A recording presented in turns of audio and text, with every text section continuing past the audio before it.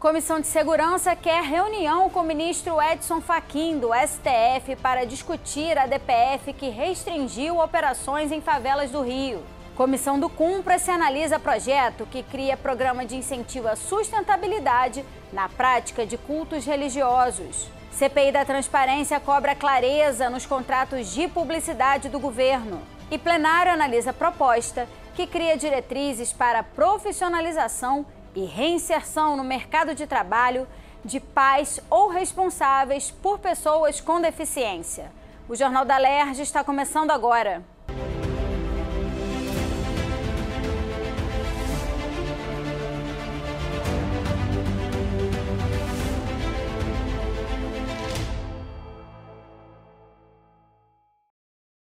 Boa noite.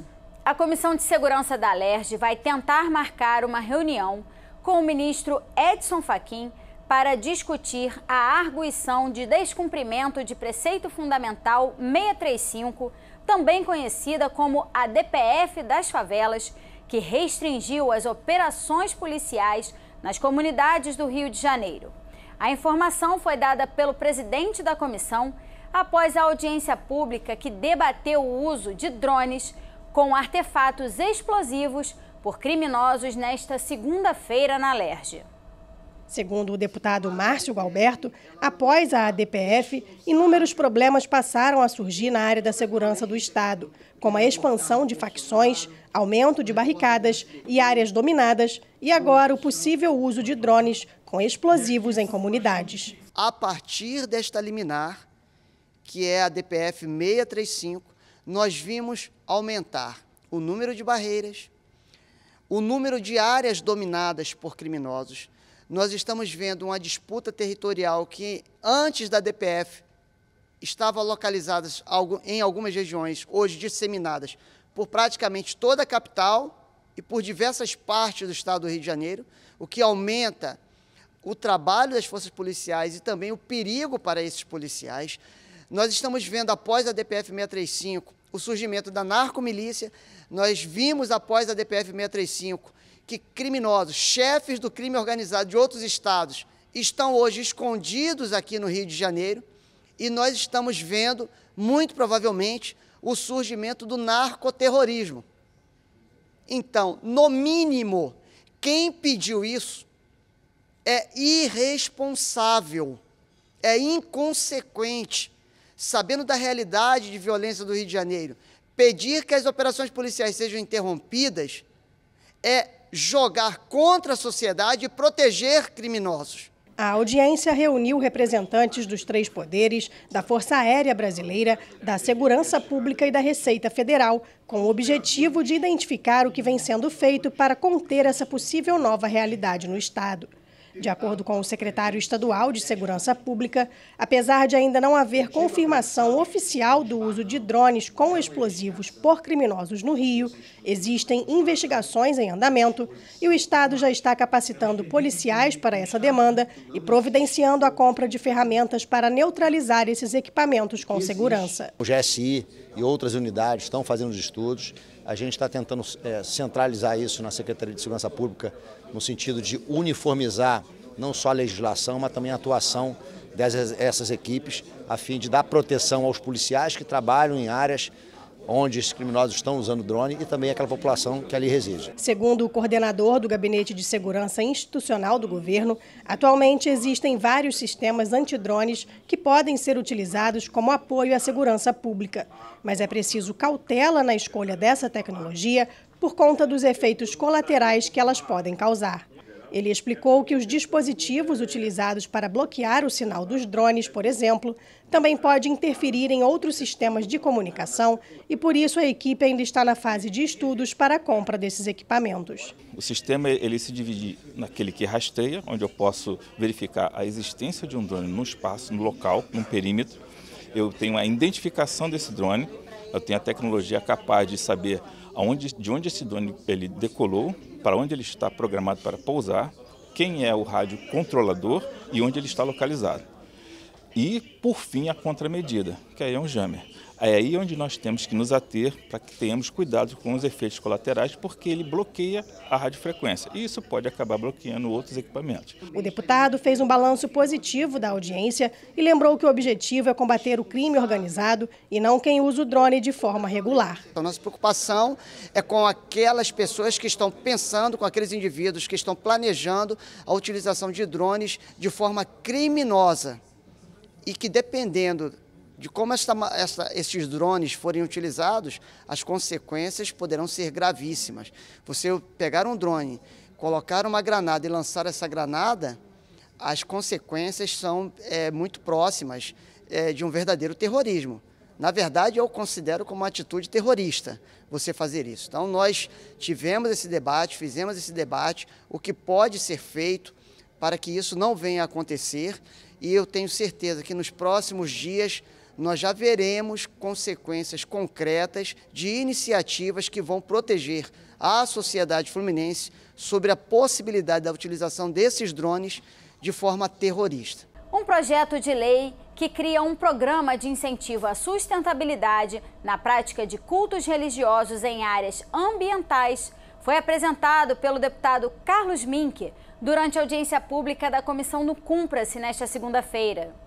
O parlamentar que preside a comissão destacou a necessidade de garantir a preservação do meio ambiente durante a realização de cerimônias, com destaque para as religiões de matriz africana, como a Umbanda e o Candomblé, que são as que mais utilizam os ambientes naturais, já que os orixás estão diretamente associados a elementos da natureza. O tema foi debatido na audiência com base no Decálogo das Oferendas, um conjunto de normas criado há mais de 15 anos que orienta como devem ser realizados os rituais sem poluir o meio ambiente. O Decálogo original foi elaborado com apoio de 80 pais e mães de santo. Como todo o Decálogo, são 10 pontos, como fazer o culto sem deixar resíduos, sem deixar uma vela acesa. Em suma, como fazer isso tudo também exige apoio do povo. A CPI da Transparência da Alerj cobrou clareza nos contratos de publicidade do governo do estado. Após oitiva com o subsecretário estadual de comunicação e com a gerente de comunicação da SEDAI, os parlamentares deram 72 horas para que os dois enviem respostas e relatórios que não foram apresentados na audiência desta terça-feira. Segundo o presidente da comissão, deputado Alan Lopes, o governo possui gastos bilionários com publicidade e sem a devida transparência no site oficial. Por isso, solicitaram ao subsecretário o envio da prestação de contas das campanhas publicitárias realizadas de 2021 a 2024, com todos os valores e empresas contratadas, veículos que receberam repasses, além das campanhas que foram feitas nesse período e o parecer técnico dos gastos. Hoje o que se viu aqui foi uma aberração com dinheiro público sobre patrocínios na SEDAI, sobre a própria Subsecretaria de Comunicação do Governo do Estado, que não tem nada transparente, não tem os dados no CIAF, que é o site oficial do controle. Enfim, eles precisam esclarecer isso, porque isso é crime de responsabilidade. E aqueles que tiverem cometido esse crime vão ser indiciados, inclusive denunciados ao Ministério Público. O subsecretário estadual de Comunicação explicou que as informações de todos os contratos estão disponíveis no Sistema Eletrônico de Informações, o SEI, e que existem 4 agências de publicidade licitadas pelo governo que executam as campanhas. Segundo ele, essas ações são aprovadas previamente pelo Núcleo de Publicidade da SECOM, junto com a secretaria que solicitou a campanha e sempre com uma escolha técnica diante do plano de mídia a ser seguido. Por exemplo, recentemente nós fizemos junto à Secretaria de Saúde uma campanha de vacinação. Então, eles nos apresentaram que a demanda partia da necessidade da gente reforçar as doses no Rio de Janeiro, que vinham em frequente queda.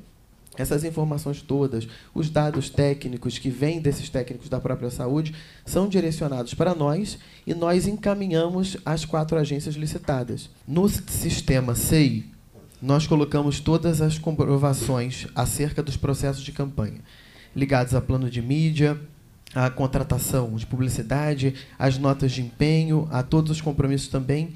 No site, nós colocamos as informações acerca do que tange a licitação e as contas, e a sessão pública que é aberta a partir das indicações que são feitas pelas agências para as produtoras que produziriam. A gerente de comunicações da SEDAI também foi ouvida na CPI e questionada quanto aos critérios dos patrocínios da empresa, a exemplo do contrato de 4,5 milhões de reais pagos em um camarote da revista Quem no Carnaval, com direito a 100 convites por dia para a SEDAI.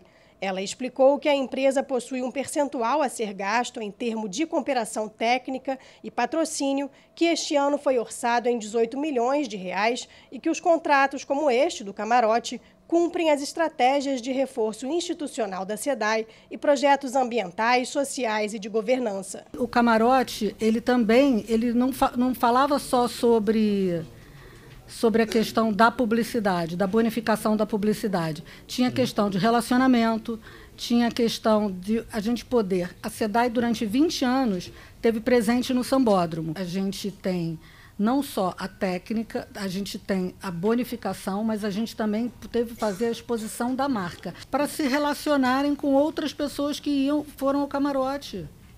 E não precisava ser só artista. Tem 1.000 ingressos o camarote. Total.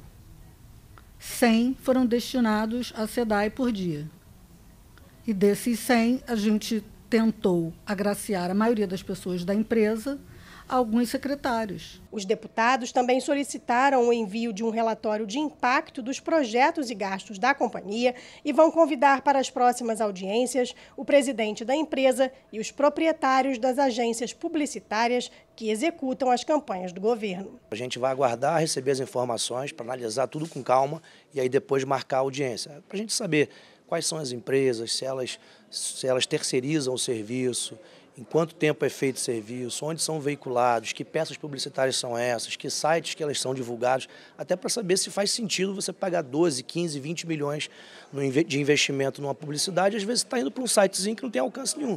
Quem é que sabe se isso está acontecendo ou não? Ninguém, porque não tem transparência. E na sessão plenária, os parlamentares analisaram o projeto do deputado Samuel Malafaia, que estabelece diretrizes para a profissionalização e reinserção no mercado de trabalho de pais ou responsáveis por pessoas com deficiência em caso de morte dessas pessoas. A ideia é beneficiar aqueles que tenham se dedicado em período integral aos cuidados e tratamento dessas pessoas. Depois do período de profissionalização, o governo do estado deve facilitar a contratação desses pais ou tutores. Além disso, o Poder Executivo também vai poder criar um auxílio mensal de pelo menos um salário mínimo estadual para as famílias de baixa renda a partir do cancelamento do benefício assistencial à pessoa com deficiência, enquanto os responsáveis não conseguirem um emprego.